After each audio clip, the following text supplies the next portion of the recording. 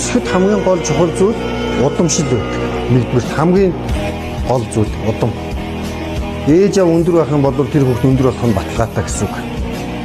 Тэгээд хоёрдугаар гэх юм бол амьдралын хэм маяг маш чухал. Одоо сайн ярьж штэ.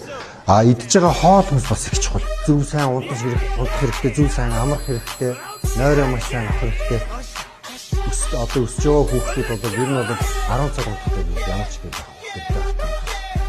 Нойрыг ер нь унтаж бардгуу, сэрж барддаг мардаг гэдэг Монгол үгнүүд байдаг шүү дээ. Тэр бол ер нь бол тэрний талаар эсрэг бодолтой байдаг шүү. Маш сайн унтаж байгаа. Сайн унтаж. Боломжтой олдоод унтчих. За хүн унтчил байх юм бол идийг сэргэж идэг, идээс нөхөн төлж идэг байхгүй юу? Тийм болохоор унтахад бол маш хамгийн зөв амралт.